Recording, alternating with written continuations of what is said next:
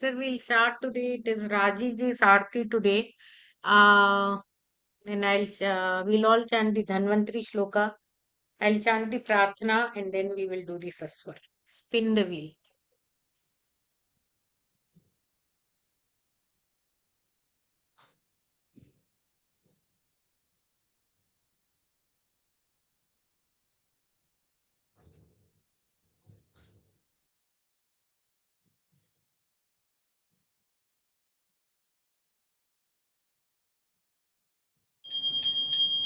கீதை சொன்ன கிருஷ்ணாவாரும் உய்ய ஒரு வழியை சொல்லும்.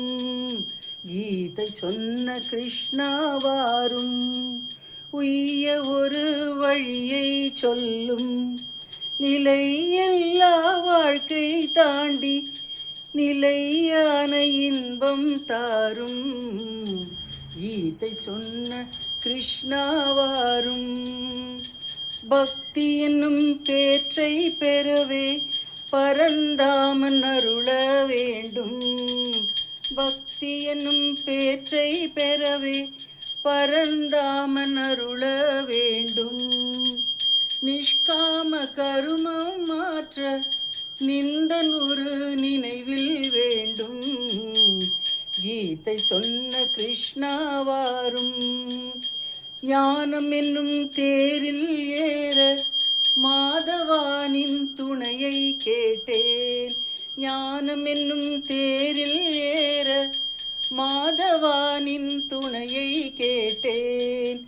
பக்தி என்னும் படகை கொண்டு கருமம் என்ற துடுப்பை கேட்டேன். பக்தி என்னும் படகை கொண்டு கருமம் என்ற துடுப்பை கேட்டேன். கீதை சொன்ன கிருஷ்ணாவாரும் ஞானம் என்னும் தெளிவை கொண்டு நதியை கடக்க நீதான் அருள்வாய். ஞானம் என்னும் தெளிவை கொண்டு வாழ்க்கை நதியை கடக்க நீதான் அருள்வாய். கீதை சொன்ன கிருஷ்ணாவாரும் உய்ய ஒரு வழியை சொல்லும். நிலையில்லா வாழ்க்கை தாண்டி நிலையான இன்பம் தாரும். கீதை சொன்ன கிருஷ்ணாவாரும் கீதை சொன்ன கிருஷ்ணாவாரும். வண்டர்ஃபுல் ராஜிஜி, ரொம்ப நல்லா இருந்தோம், ரொம்ப நல்லா பாட்டு. சார் இது மிஸ்டர் ராம்சுபன் அவர் எழுதின லிரிக்ஸ். ஓ அப்படியா? ஆமா, நான் கூட நினைச்சேன் ஏன்னா நீலவண்ண கண்ணா வாடாதான் வரும். இது என்னது கீதை சொன்ன கிருஷ்ணாவா சொன்னது? அந்த டியூனுக்கு எதிர்த்து அவர் எழுதினார் இது. Super G, wow, very nice. Thank you sir. நல்லா artists among us. Okay, let us chant Dhanvantri Shloka. Om Namo Bhagavate Vasudevaya Dhanvantri Amrita Kalashahastaya Sarvamaya Vinashaya Triloknathaya Dhanvantari Mahavishnuve Namah. Om Namo Bhagavate Vasudevaya Dhanvantri Kalashahastaya Sarvamaya Vinashaya Triloknathaya Dhanvantari Mahavishnave Namah. Om Namo Bhagavate Vasudevaya Dhanvantri Amrita Kalashahastaya Sarvamaya Vinashaya Triloknathaya Dhanvantari Mahavishnave Namah. உடல் நலத்துக்காகவும் ஆரோக்கியத்துக்காகவும் வேண்டிக்கிறோம். Jai Shri Krishna.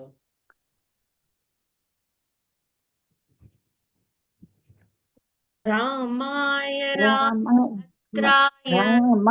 Ramabhadraya Ramachandraya Vedase Raghunataya Nathaya सीताया पतये नमः. Wonderful ji.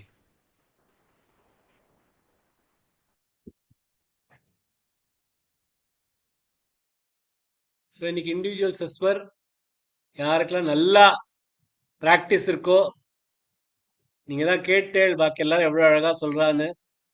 அந்த மாதிரி நல்ல ப்ராக்டிஸோட சொல்றவெல்லாம் தன்னோட பேரை சொல்லலாம். 3 நாளைக்கு இது நடக்கும். மண்டே, டியூஸ்டே, வெனஸ்டே, தேர்ஸ்டே இன்னைக்கு டெஸ்ட், ஃப்ரைடே இன்னைக்கு குவிஸ். ஸோ 3 நாளைக்கு எவ்வளோ பேர் மேக்சிமம் எடுத்துக்க முடியுமோ சஸ்வருக்கு நம்ம எடுத்துப்போம். So please give your name. யார் ரெடியா இருக்காளோ அவ பேர் சொல்லலாம். ஜெய் ஸ்ரீ கிருஷ்ணா. நான் சொல்றேன்மா. இன்னைக்கு நாளைக்கு அட்டன் பண்ண முடியாது என்னால. என் பேரு எழுதிங்க சுஜாதா. விஜயலட்சுமி. என் ஜி பேர் லதா. எழுதிக்கோ சுஜாதா சுபஸ்ரீ. ஜி லதா எழுதிக்கோங்க ஜி.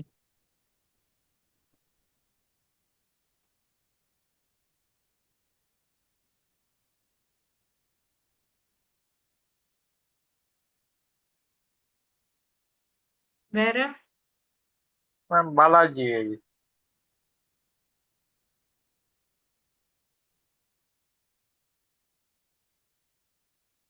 அவ்வளவுதானே இன்னைக்கு?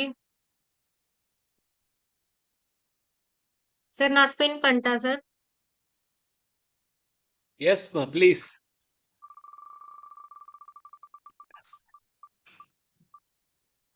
வானதி வரலையா அன்னைக்கு? Vijayalakshmi ji first.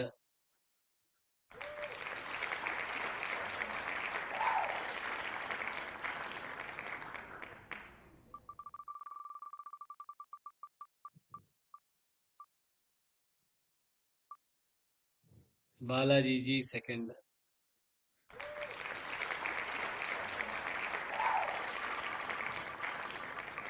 Sir third Jayashree ji போட்டுருலாம். அவங்க நாளைக்கு வரலன்னாங்க. இது என்னது? Yes, அவங்களுக்கு தான் வந்து இது கோகு விளையாட்டு.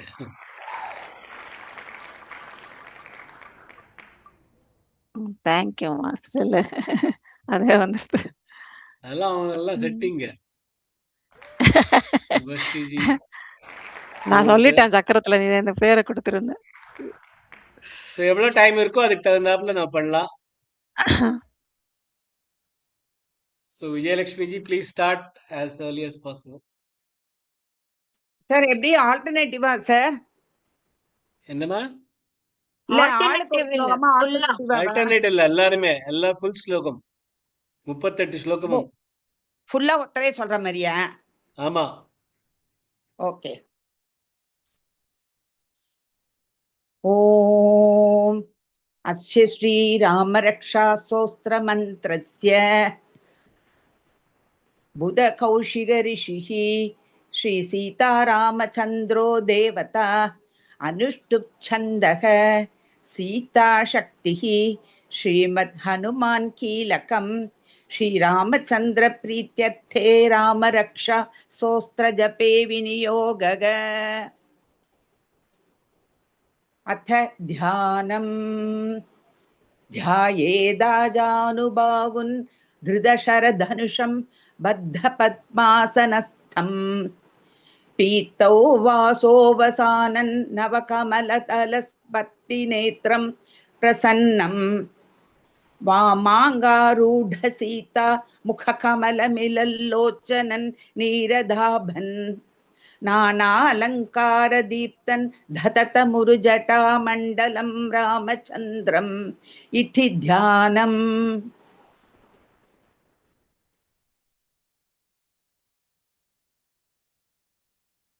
चरितं रघुनाथस्य शतकोटिप्रविस्तरम् एकैक्यमक्षरं पुंसां महापातकनाशनम्.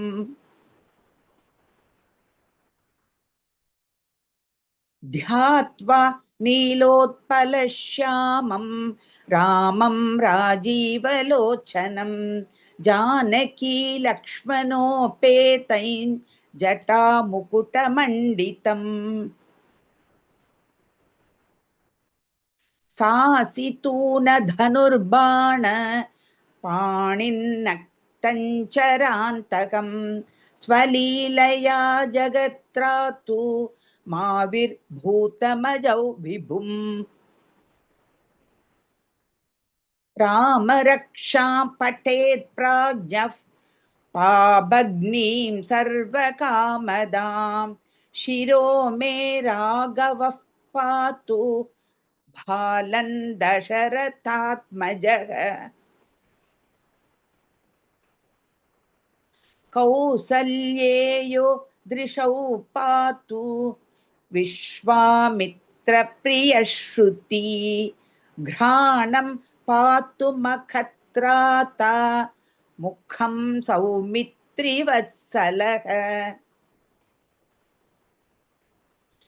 जिह्वा विद्यानिधिः पातु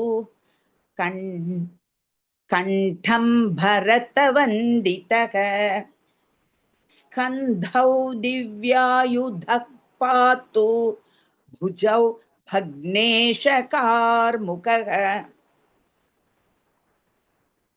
करौ सीतापतिः पातु हृदयञ्जामदग्न्यजित् मध्यं पातु खरध्वंसी नाभिञ्जाम्बवदाश्रयः सुग्रीवेशः कटी पातु सक्थिनी हनुमत्प्रभुः ऊरूरघूत्तमः पातु रक्षः कुलविनाशकृत् जानुनी सेतुकृत् पातु जङ्घे दशमुखान्तकः पादौ विभीषणश्रीतः पातु रामोऽखिलौ वपुः एतां रामबलोपेतां रक्षां यः सुकृती पठेत् सचिरायुः सुखी पुत्री विजयी विनयी भवेत् पाताल भूतलौ व्योम चारिणश्छद्मचारिणः न द्रष्टुमपि शक्तास्ते रक्षितं रामनामभिः रामेति रामभद्रेति रामचन्द्रेति वा स्मरन् नरो न लिप्यते पापैर्भुक्तिं मुक्तिं च विन्दति जगज्जैत्रैकमन्त्रेण रामनाम्नाभिरक्षितं यः कण्ठे धारयेतस्य करस्था सर्वसिद्धयः वज्रपञ्चरनामेदै यो रामकवचं स्मरेत् अव्यागताञ्जः सर्वत्र लभते जयमङ्गलम्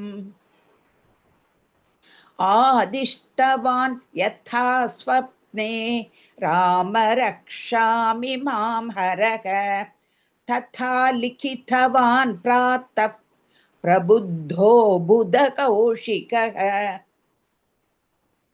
आरामः कल्पवृक्षाणां विरामः सकलापदाम् अभिरामस्त्रिलोकानां रामः श्रीमान् सनप्रभुः तरुणौ रूपसम्पन्नौ सुकुमारौ महाबलौ पुण्डरीकविशालाक्षौ क्षीरकृष्णाजिनाम्बरौ फलमूलाशिनौ दान्तौ तापसौ ब्रह्मचारिणौ पुत्रौ दशरथस्यैतौ भ्रातरौ रामलक्ष्मणौ शरण्यौ सर्वसत्त्वानां श्रेष्ठौ सर्वधनुष्मतां रक्षः कुलनिकन्तारौ त्रायेतानो रघूतमौ आतसज्जधनुषा विशुस्पृशा वक्षया सुगनिषङ्गसङ्गिनौ रक्षणाय मम रामलक्ष्मणा वग्रतः पतिसतैव गच्छताम् सन्नदः कवची खड्गी चापबाणधरो युवा गच्छन्मनोरथोऽस्माकं रामः पातु स लक्ष्मणः रामो दाशरथिः शूरो लक्ष्मणानुचरो बली काकुत्स्थः पुरुषः पूर्णः कौसल्येयो रघूत्तमः वेदान्तवेद्यो यज्ञेशः पुराणपुरुषोत्तमः जानकी वल्लभः श्रीमान् अप्रमेय पराक्रमः इत्येतानि जपन्नित्यं मद्भक्तः श्रद्धयान्वितः अश्वमेधादिकं पुण्यं सम्प्राप्नोति न संशयः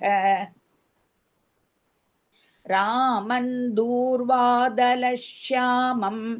पद्माक्षं पीतवाससं सुवन्ति नामभिर्दिव्यैर्न ते संसारिणो नराः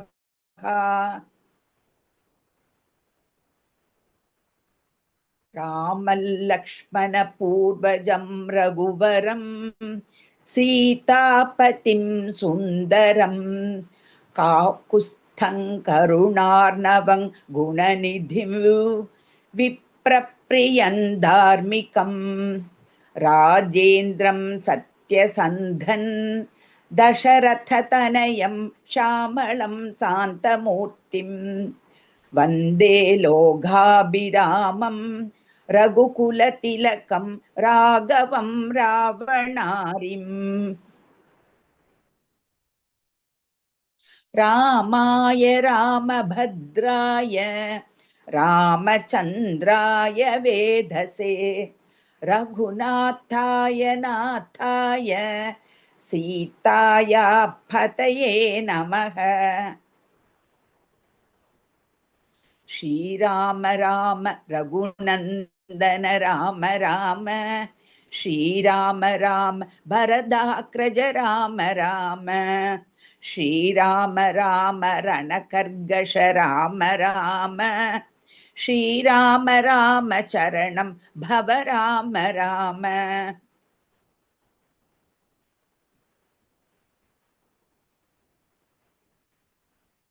श्रीरामचन्द्रौ चरणौ मनसा स्मरामि श्रीरामचन्द्रौ चरणौ वचसा गृह्णामि श्रीरामचन्द्रौ चरणौ शिरसा नमामि श्रीरामचन्द्र चरणौ शरणं प्रपद्ये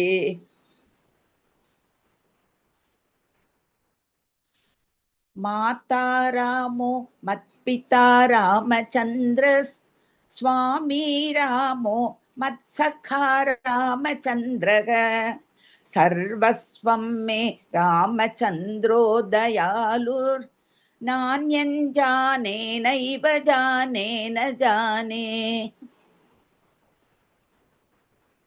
दक्षिणे लक्ष्मणो यस्य वामे च जनकात्मजा पुरतो मारुतिर्यस्य तौ वन्दे रघुनन्दनम्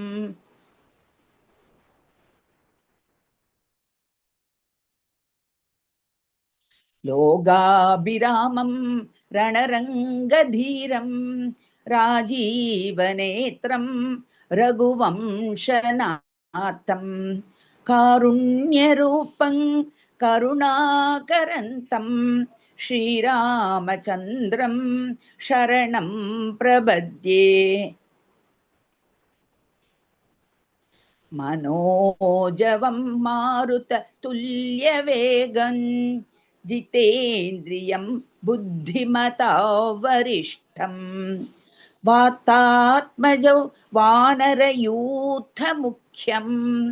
श्रीरामदूतं शरणं प्रपद्ये।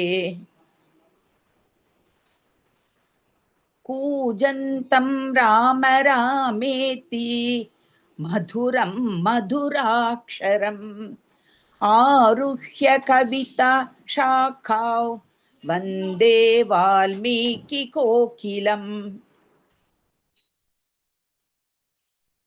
आबदामपहर्तारं दातारं सर्वसम्पदां लोकाभिरामं श्रीरामं भूयो भूयो नमाम्यहम्।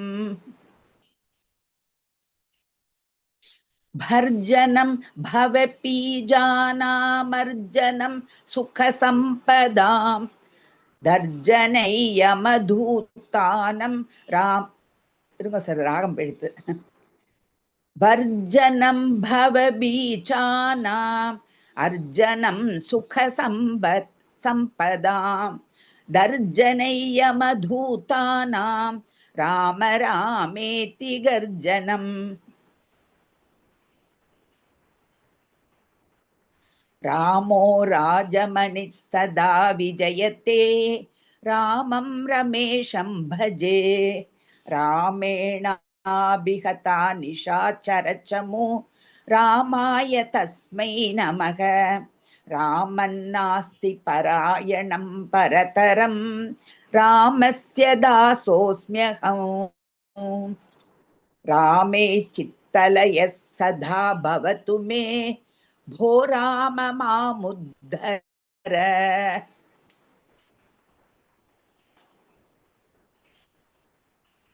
श्रीराम राम रामेति रामेति रमे रामे मनोरमे सहस्रनाम तत्तुल्यं रामनाम वरानने।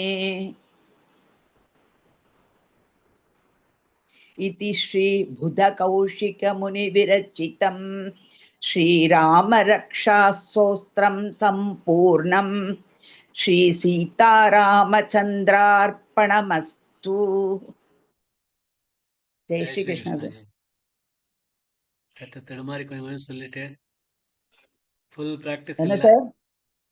கொஞ்சம் தட்டு தடுமாறினேள். அப்படியா? சம் ஆஃப் த பிளேசஸ் கொஞ்சம் அப்படி அப்படி சமாளிச்சுன்னு சொல்லிட்டேன். இது ராகம் வேற போயிட்டா சார்? அது இருக்கட்டும், அது ஒரு சைடு, அதுவும் இருந்தது. அண்ட் கொஞ்சம் எரர்ஸ், அப்புறமா கொஞ்சம் ஒரு முதல்ல 10-15 ஸ்லோகம் பர்ஃபெக்டா சொல்லிட்டு போனேள். அதுக்கப்புறமா தான் கொஞ்சம் கொஞ்சமா ஆரம்பிச்சது. இந்த ஃபோக்கஸ் போயிடுது. ஓகே சார், கரெக்ட் பண்ணிக்கிறேன் சார். ஒன்றும் பிரச்சனை இல்லைம்மா, தேங்க்யூ. அது 38 ஸ்லோகம் சொல்றதுலாம் அவ்வளோ ஈஸி இல்லை, ரொம்ப நல்லா சொல்லுங்க. Thank you sir. ஜெய் ஸ்ரீ கிருஷ்ணா. ஜெய் ஸ்ரீ கிருஷ்ணா. யார் நெக்ஸ்ட் சொல்றா? வீடியோல வந்து சொல்லுங்க. Okay okay. Jai Shri Krishna. Jai Shri Krishna sir. Sir தெரியுதா சார்? தெரியுது. Okay sir. Jai Shri Krishna sir. Jai Shri Krishna.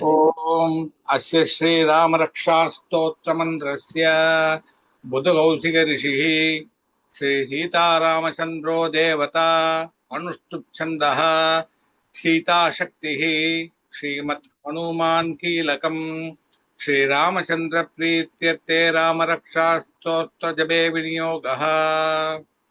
अत ध्यानम् ध्यायेत जानुबाहुन् धृतशरतनुषं बद्धपद्मासनस्थं पीतौ वासो वसानन्नवकमलदलस्पर्धिनेत्रं प्रसन्नं वामाङ्गारूढसीता मुखकमलमिलोच्चनन्नीरदाभन् नानालङ्कारदीप्तन् दततमुरुजडामण्डलं रामचन्द्रम् इति ध्यानम्. चरितं रघुनाथस्य प्रविस्तरम् एकैकमक्षरं पुंसां महापातकनाशनम् ध्यात्वा नीलोत्पलश्यामं रामं राजीवलोचनं जानकी लक्ष्मणोपेदै जडामुकुटमण्डितम् शासितूण धनुर्बाणपाणिन्नक्तञ्चरान्तकम् स्वलीलया जगत्रातु महावीर्भूतमजौ विभुम् रामरक्षां पडेत् प्राज्ञ पापाग्निं सर्वकामतां शिरो मे राघवः पातु पालन् दशरथात्मजः कौसल्येयो द्विदशौ पातु विश्वामित्रप्रियश्रुति घ्राणं पातु मगत्राथ मुखं सौमित्रवत्सलः जिह्वां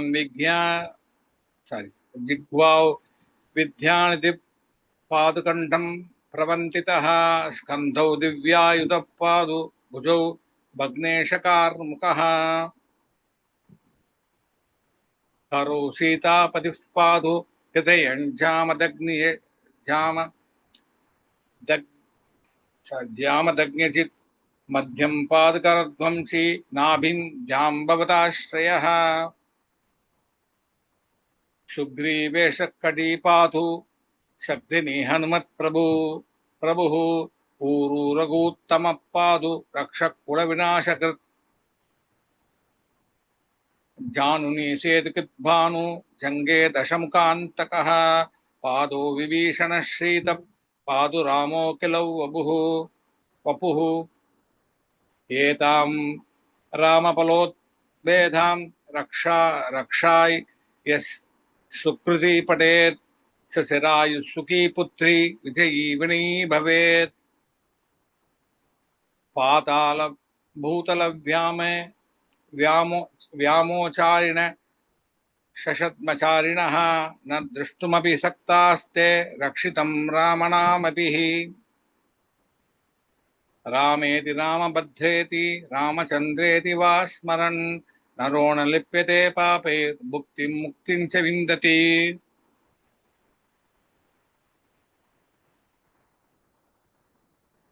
जगज्जैत्रकमन्त्रेण रामानाम्नाभिरक्षितं यः कण्ठे धारयेत् तस्य करस्ताः सर्वसिद्धयः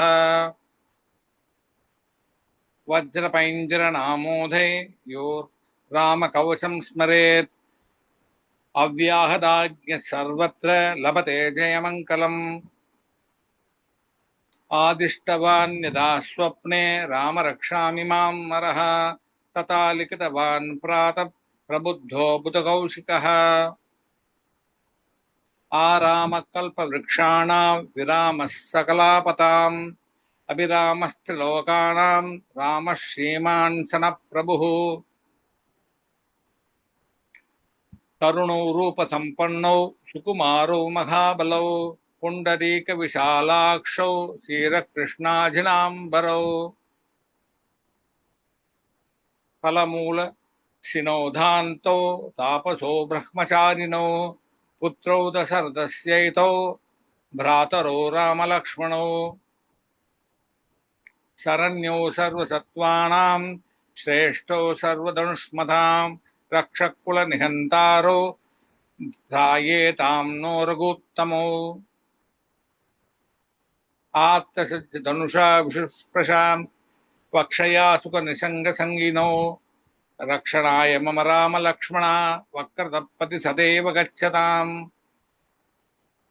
सन्नत्तकवची कट्की चापबाणधरो युवा गच्छन् मनोरथोऽस्माकं रामः पादु स लक्ष्मणः रामो दाशरथिः शूरो लक्ष्मणानुचरो बली काकुत्स्थपुरुषः पूर्ण कौसल्येयो रघुत्तमः वेदान्तवेद्यो यज्ञेश पुराणपुरुषोत्तमः जानकी वल्लभः श्रीमान् प्रमेयः पराक्रमः इत्येतानि जपन्नित्यं मद्भक्तश्रद्धयान्वितः अश्वमेधादिकं पुण्यं सम्प्राप्नोति न संशयः रामं दूर्वादलश्यामं पद्माक्षं वीतवाससं स्तुवन्ति नामभिर्दिव्यैर्न ते संसारिणो नराः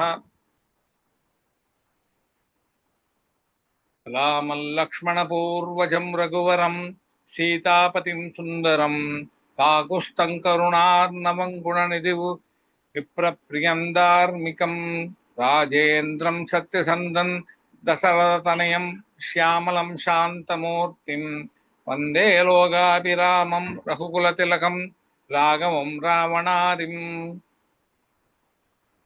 रामाय रामभद्राय रामचन्द्राय वेदसे रघुनाथाय नाथाय सीताया पतये नमः श्रीराम राम रघुनन्दन राम राम श्रीराम राम वरदाग्रज राम राम श्रीराम राम रणकर्कश राम राम श्रीराम राम शरणं भव राम राम श्रीरामचन्द्र चरणौ मनसा स्मरामि श्रीरामचन्द्र शरणौ वचसा गृह्णामि श्रीरामचन्द्र शरणौ शिरसा नमामि श्रीरामचन्द्र शरणौ शरणं प्रपद्ये माता रामो मत्पिता रामचन्द्रः स्वामी रामो मत्सखा रामचन्द्रः सर्वस्वं मे रामचन्द्रो दयालुर् नान्यं जाने नैव जाने न जाने दक्षिणे लक्ष्मणो यस्य वामे च जनकात्मजा पुरदो मारुतिर्यस्य तौ वन्दे रघुनन्दनम् योगाभिरामं रणरङ्गधीरं राजीवनेत्रं रघुवंशनाथं कारुण्यरूपं करुणाकरन्तं श्रीरामचन्द्रं शरणं प्रपद्ये मनोजवो मारुततुल्यवेगै जितेन्द्रियं बुद्धिमदां वरिष्ठं वातात्मजो वानरयूतमुख्यं श्रीरामदूतं शरणं प्रपद्ये कूजन्तं राम रामेति मधुरं मधुराक्षरम् आरुह्य कविता सागा वन्दे वाल्मीकिकोकिलम् आपतामपहर्तारं दातारं सर्वसम्पदां लोकाभिरामं श्रीरामं भूयो भूयो नमाम्यहम्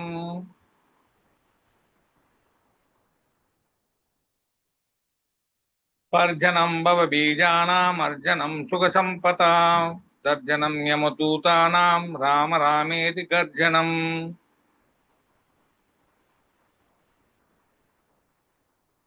रामो राजमणिः सदा विजयते रामं रमेशं भजे रामेणाभिहता निशाचरचमू रामाय तस्मै नमः रामान्नास्ति परायणं भरतरं रामस्य दासोऽस्म्यहम् रामे चित्तलयः सदा भवतु मे भो राम मामुद्धर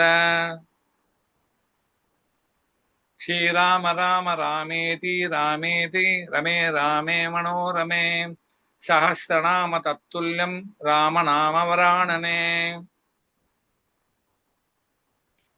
इति श्रीबुधकौशिकमुनिविरचितं श्रीरामरक्षास्तोत्रं सम्पूर्णं श्रीसीतारामचन्द्रार्पणमस्तु जय श्रीकृष्ण ஜெய் ஸ்ரீ சாரி கிருஷ்ணா. இனிஷியல கொஞ்சம் ஸ்டக் ஆயிடுச்சு இல்ல அப்புறம் நல்லா பிக்கப் பண்ணி நல்லா சொல்லிட்டேன். Very nice. Thank you sir thank you. Jai Shrikrishnan Jayashreeji over to you. ஒரு நிமிஷம் சார். இங்க பக்கத்துல ஏதோ மிஷின் ஓடுறது சத்தம் கேட்கறதா உங்களுக்கு நான் பேசுறது ஒழுங்கா? கேட்கறதே ஒரு சத்தம் டிஸ்டர்பன்ஸே இல்லாம கேட்கறது நல்லா இருக்கு. ஓகே. இங்க மூவ் பண்ணிட்டு இருக்காங்க அந்த கிராஸ் எல்லாம் வெளியில. Okay okay.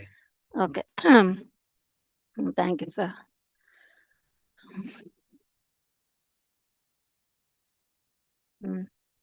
ஓம் अस्य श्रीरामरक्षास्तोत्रमन्त्रस्य बुधकौशिकऋषिः श्रीसीतारामचन्द्रो देवता अनुष्टुप्छन्दः सीताशक्तिः श्रीमद्हनुमान् कीलकं श्रीरामचन्द्रप्रीत्यर्थे रामरक्षास्तोत्रजपे विनियोगः।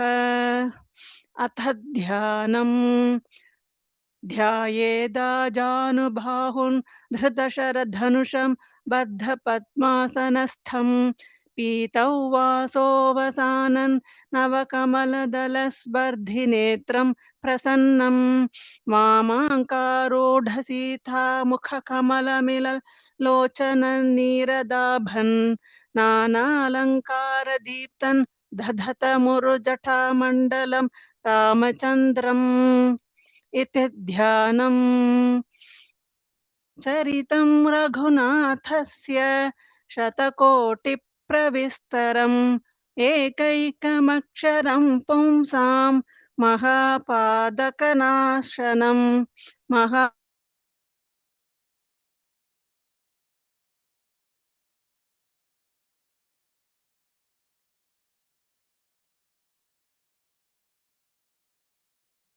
Can't hear you, Yashiji. Hello.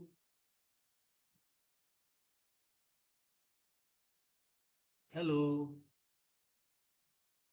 Sir, I think Yashiji, we can't hear her you. network got dropped. Who is the next one? Subhashri ji. Okay.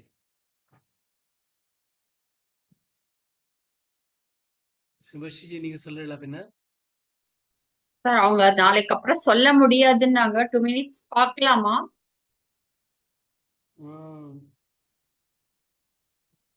எவ்வளவு நேரம்? சரி நீங்களே ஒரு டைம் வச்சுங்க. another 1 minute. ஜஸ்ட் ஒரு 1 minute பார்க்கலாம். அப்படி இல்லைன்னா நான் சொல்றேன் சார். ஓகே.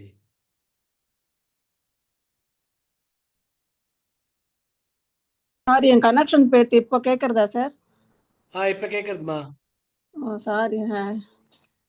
No problem. रामरक्षां पठेत् प्राज्ञः पापघ्नीं सर्वकामदां शिरो मे राघवः पातु థర్డ్ శ్లోకத்துல बालं சொல்லல. செகண்ட் ஸ்லோகம் కింద ஓ கேட்டுங்க. ஓஹோ சாரி சார். ஃபர்ஸ்ட் லைன் சொல்லிட்டுமா சார்? ஃபர்ஸ்ட் லைன் சொல்லுங்க பரவாயில்ல. சரிதம் ரகுநாதஸ்லேருந்து சொல்லுங்க. ஒரு நிமிஷம்.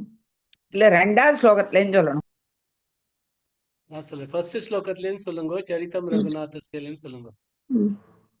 चरितं रघुनाथस्य शतकोटिप्रविस्तरम् एकैकमक्षरं पुंसां महापातकनाशनं ध्यात्वा नीलोत्पलश्यामं रामं राजीवलोचनं जानकीलक्ष्मणोपेतं जटामुकुटमण्डितं सासितूणधनुर्बाण पाणिन्नक्तं चरान्तकं स्वलीलया जगत्रातु माविर्भूतमजं विभुं रामरक्षां पठेत् प्राज्ञः पापघ्नीं सर्वकामदां शिरो मे राघवः पातु बालं दशरथात्मजः कौसल्येयो दृशौ पातु विश्वामित्रप्रियश्रुति घ्राणं पातु मखत्राता मुखं सौमित्रिवत्सलः जिह्वां विद्यानिधिः पातु कण्ठं भरतवन्दितः स्कन्धौ दिव्यायुधः पातु भुजौ भग्नेशकार्मुकः करौ सीतापतिः पातु हृदयं जामदग्न्यजित् मध्यं पातु खरध्वंसी नाभिं जाम्बवदाश्रयः सुग्रीवेशकटी पातु सक्तिनी हनुमत्प्रभुः ऊरोरघूतमः पातु रक्षः कुलविनाशकृत् जानुनीसेतकृत् पातु जङ्घे दशमुखान्तकः पादौ विभीषणश्रीदः पातु रामोऽखिलौ वपुः एतां रामबलोपेतां रक्षाय सुकृती पठेत् सचिरायुः सुखी पुत्री विजयी विनयी भवेत् पातालभूतलव्योम चारिणश्छद्मचारिणः न द्रष्टुमपि शक्तास्ते रक्षितं रामनामभिः रामेति रामभद्रेति रामचन्द्रेति वा स्मरन् नरो न लिप्यते पापैर्भुक्तिं मुक्तिं च विन्दति जगज्जैत्रैकमन्त्रेण रामनाम्नाभिरक्षितं यः कण्ठे धारयेत् तस्य करस्था सर्वसिद्धयः वज्रपञ्चरनामेदै यो रामकवचं स्मरेत् अव्याहताज्ञः सर्वत्र लभते जयमङ्गलम् आदिष्टवान् यथा स्वप्ने राम रक्षामि मां हरः तथा लिखितवान् प्रातः प्रबुद्धो बुधकौशिकः आरामः कल्पवृक्षाणां विरामः सकलापदाम् अभिरामस्त्रिलोकानां रामः श्रीमान् सनप्रभुः तरुणौ रूपसम्पन्नौ सुकुमारौ महाबलौ पुण्डरीकविशालाक्षौ चीरकृष्णाजिनाम्बरौ फलमूलाशिनौ दान्तौ तापसौ ब्रह्मचारिणौ पुत्रौ दशरथस्यैतौ भ्रातरौ रामलक्ष्मणौ शरण्यौ सर्वसत्त्वानां श्रेष्ठौ सर्वधनुष्मतां रक्षः कुलनिहन्तारौ त्रायेतान् नो रघुतमौ आतसज्जधनुषा विशुस्पृशा वक्षया शुगनिषङ्गसङ्गिनौ रक्षणाय मम रामलक्ष्मणा वग्रतः पथि सदैव गच्छताम् सन्नद्धः कवची खड्गी चापबाणधरो युवा गच्छन्मनोरथोऽस्माकं रामः पातु स लक्ष्मणः रामो दाशरथिः शूरो लक्ष्मणानुचरो बली काकुत्स्थः पुरुषः पूर्णः कौसल्येयो रघुत्तमः वेदान्तवेद्यो यज्ञेशः पुराण पुरुषोत्तमः जानकीवल्लभः श्रीमान् अप्रमेय पराक्रमः इत्येतानि च पन्नित्यं मद्भक्तः श्रद्धयान्वितः अश्वमेधादिकं पुण्यं सम्प्राप्नोति न संशयः रामं दूर्वातलश्यामं पद्माक्षं पीतवाससं सुवन्तिनामभिर्दिव्यैर्न ते संसारिणो नराः रामल्लक्ष्मणपूर्वजं रघुवरं सीतापतिं सुन्दरं काकुत्स्थं करुणार्णवं गुणनिधिं विप्रप्रियं धार्मिकं राजेन्द्रं सत्यसन्धं दशरथतनयं श्यामलं शान्तमूर्तिं वन्दे लोकाभिरामं रघुकुलतिलकं राघवं रावणारिम् रामाय रामभद्राय रामचन्द्राय वेधसे रघुनाथाय नाथाय सीतायाः पतये नमः श्रीराम राम रघुनन्दन राम राम श्रीराम राम भरताग्रज राम राम श्रीराम राम रणकर्कश राम राम श्रीराम राम शरणं भव राम राम श्रीरामचन्द्रचरणौ मनसा स्मरामि श्रीरामचन्द्रचरणौ वचसा गृह्णामि श्रीरामचन्द्रचरणौ शिरसा नमामि श्रीरामचन्द्रचरणौ शरणं प्रपद्ये माता रामो मत्पिता रामचन्द्रः स्वामी रामो मत्सखा रामचन्द्रः सर्वस्वं मे रामचन्द्रो दयालुर्नान्यं जाने नैव जाने न जाने दक्षिणे लक्ष्मणो यस्य वामे च जनकात्मजा पुरतो मारुतिर्यस्य तं वन्दे रघुनन्दनम् लोकाभिरामं रणरङ्गधीरं राजीवनेत्रं रघुवंशनाथं कारुण्यरूपं करुणाकरन्तं श्रीरामचन्द्रं शरणं प्रपद्ये मनोजवं मारुततुल्यवेगं जितेन्द्रियं बुद्धिमतां वरिष्ठं वातात्मजं वानरयूथमुख्यं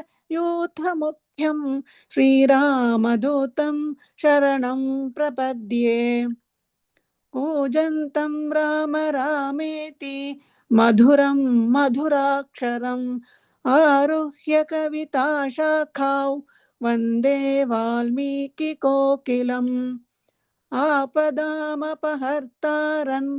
दातारं सर्वसम्पदां लोकाभिरामं श्रीरामं भूयो भूयो नमाम्यहम् भर्जनं भवबीजानामर्जनं सुखसम्पदां दर्जनय्यमधूतानां राम रामेति गर्जनम् रामो राजमणिः सदा विजयते रामं रमेशं भजे रामेणाभिहता निशाचरचमो रामाय तस्मै नमः रामान्नास्ति परायणं परतरं रामस्य दासोऽस्म्यहं रामे चित्तलयः सदा भवतु मे भो राम मामुद्धर श्रीराम राम रामेति रामेति रमे रामे मनोरमे सहस्रनाम तत्तुल्यं रामनामवरानने इति श्रीबुधकौशिकमुनिविरचितं श्रीरामरक्षास्तोत्रं सम्पूर्णम् श्रीसीतारामचन्द्रार्पणमस्तु जय super Shri very nice very nice very nice ரொம்ப நல்லா சொன்னேன் வண்டர்ஃபுல் थैंक यू सर ரொம்ப நல்லா இருக்கு ஜெய் ஸ்ரீ கிருஷ்ணஜி ஸோ இன்னைக்கு மூடு தான் முடியும் போல இருக்கு பாக்கி நாளைக்கு பார்க்கலாம் so will keep extending it எவ்வளோ நாள் வரைக்கும் எல்லாருக்கும் எவ்வளோ பேருக்குலாம் சொல்லணுமோ அவ்வளோவும் எல்லாரும் சொல்கிற வரைக்கும் we can keep the class on no problem Jai Shri Krishna எல்லாருக்கும் நாளைக்கு Thank பார்க்கலாம் you, sir. Thank you Jai ji Shri Jai Krishna. Shri Krishna. Jai Jai Shri Shri Krishna, Krishna. sir. Thank you.